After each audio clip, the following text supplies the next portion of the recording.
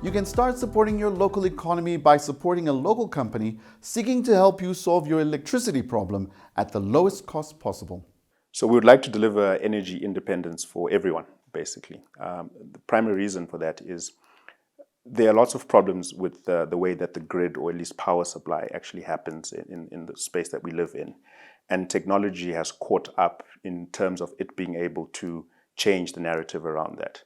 So you have power outages and then you have rising costs. And some of these are legacy issues that arise as a result of the way the system was designed. So our view is there's a hybrid model, or at least a model where a homeowner or a business can look at it from an independence perspective and make choices that, address a variety of issues. For example, as a business, we believe in a cleaner environment, and there are power suppliers that provide cleaner energy. And we think that there's incentive and motive to do that. We would like to access power from that particular resource, whether it's on-site or off-site. It's just the independence that says there's a grid. It may or may not be efficient.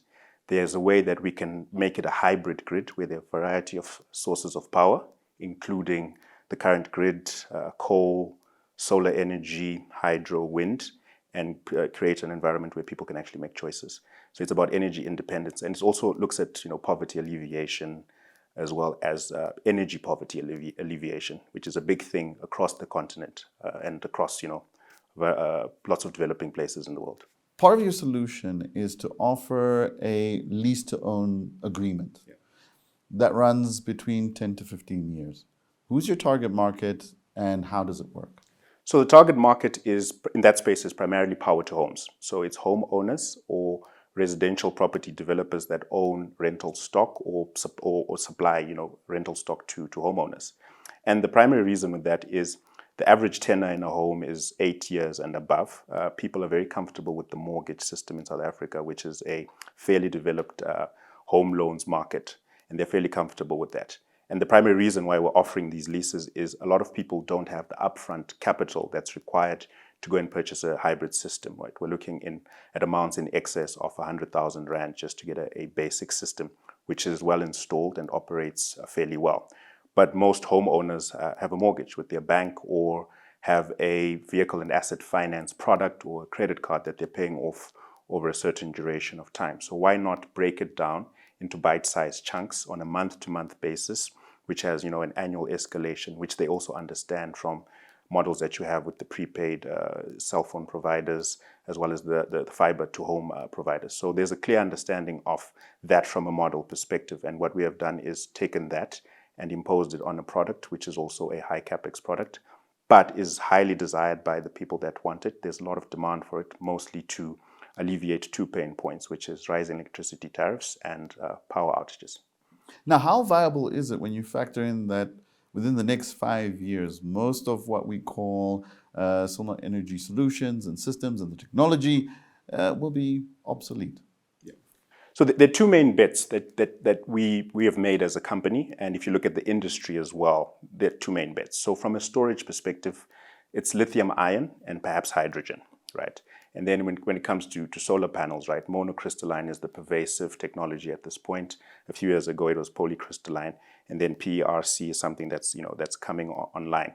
And what that has to do is efficiency of the solar panels. So every year, panels are becoming more and more efficient, and that's granted. But if you look at the storage space, which is where the biggest bet has to be made, what we do as a business is we build modular systems.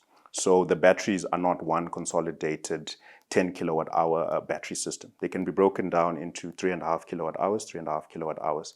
And what happens with modularity is as the technology becomes more efficient and becomes cheaper, you can add more capacity at a lower cost, right? And lithium ion is predominantly the major battery for the power to home space and also from an electric vehicles perspective, which is another aspect that we need to start thinking about.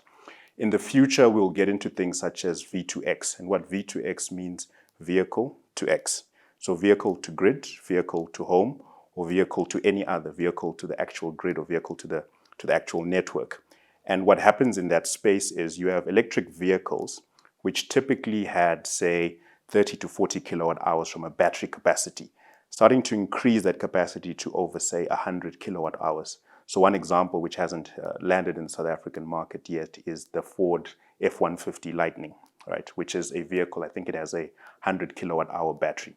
So the typical home, we are currently supplying on average 10.5 kilowatt hours of battery. If you add a 100 kilowatt hour battery sitting in your garage, then you add solar panels on top of the roof, then you're able to charge all those things at a particular point in time. Then we're sort of thinking about the technology leapfrog that might happen with electric vehicles. And if you notice in most of the markets, the more developed markets, it's legislated that by a certain time, all vehicles in that market need to be electric vehicles. And the primary technology for electric vehicle batteries is lithium ion. So there's a way that we're looking at it, but what we've made as a decision as a business is to build modular systems.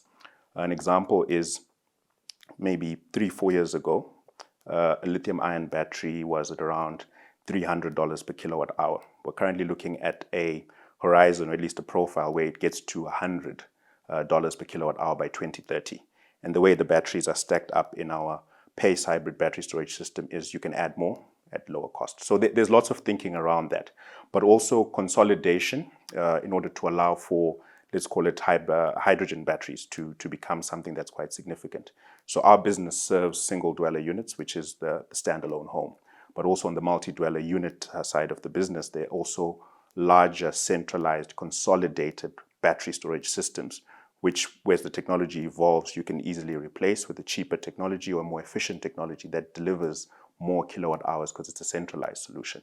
So we're forward thinking in that regard, but also very cognizant of the cost curve because these things are not costless. They cost quite a bit of money, but are also gratified, or at least quite happy that the cost curve is one that's on the decline. Now, say I've got your system in my house and I decide, I'm going to sell the house. What happens to the system? Is that transferable to the next unit, or do those who now own my property, my previous property, now run that system? There are a variety of ways that as a homeowner you can get into the contract firstly. So I'll get into a bit about the contract and also exit the contract. So the contract is a power lease agreement, right? Which at the end of the term of that lease, the ownership of the asset cedes to the owner, right? And the sale is entered into at that point in time, which allows you to take ownership of that system, but it's at a very subsidized cost when that term expires. And in the contract, there are 3 potential options for you as a homeowner. So if you decide to sell your home or exit the home, you can sell the home and basically add the cost of the solar system onto the purchase price for the person who's taking over the home and then settle with us. So you settle at replacement cost less degradation. And replacement cost from a fairness perspective, from our perspective, is the cost of replacing a similar system at that point in time, which has been in operation for the duration that it's been in operation for. So that's option number 1. The second option is for you to take that system and go and install it at your new place. So that attracts a cost of uninstalling and the cost of reinstalling at the new place. So that's something that you might choose as a homeowner. Then the third option is we enter into a lease agreement with the person who's taking over the home, which is a separate agreement to yours. And we basically terminate the agreement on the basis that this new homeowner is going to take over the lease and see it to its end, the end of the term. Having said that, is the market ready for solar energy? I think the market has been ready for solar energy for a very long time. What the market was not ready for was solar plus battery, which forms a hybrid, and a hybrid that interacts or engages with the grid. Mostly because batteries have been the most expensive component that makes this a complete sort of solution for homeowners or businesses or larger businesses for that matter. I think the market is ready. From a fundamental reason why solar exists, the market has always been ready.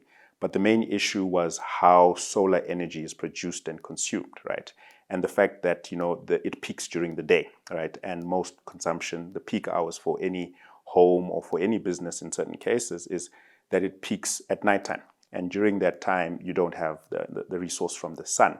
So when you couple that with batteries, then you have a viable solution which looks at the different peaks and troughs from a consumption perspective. So because batteries have become cheaper and cheaper over time, it's apparent that the market is accepting of the solution. And as batteries become more and more cheaper and you get longer range in terms of how much the batteries can dissipate and the amount of peak power that they can actually dissipate at a particular point in time, that makes it very, very viable. And I think from a financing perspective, a couple of years ago, it was very difficult to have financing, especially for a company that wants to be in the space, let alone the homeowners. So you look at the type of moves that some of the banks are making, and some of these banks are banks that we have partnerships with in terms of providing financing to their own customers so that they can purchase a system. You can clearly see that there's inertia, there's a particular direction that the industry is moving towards.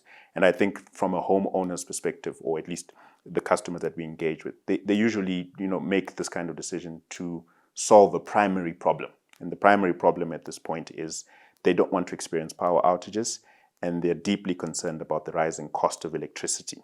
And then you add that on with the general desire to be a positive contributor to society, eliminate carbon debt, make sure that you're living as efficiently and as sustainably as possible.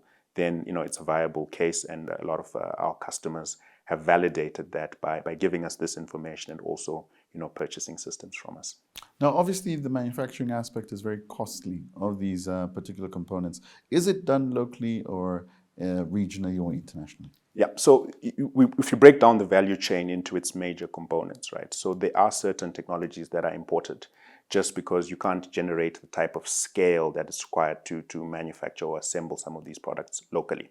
So a case in point or an example is a few solar panel manufacturers tried to set up in South Africa, but because of demand and supply dynamics outside of South Africa, where certain parts of the sort of global environment or the global market were growing at a faster rate, those particular plants were not viable, right? So they had to shift that out. But just to answer your question very, very directly, so there are solar panels, there's the inverter, the batteries, the switchgear, and then there's the casing, right? The fabrication of the casing that comes with that.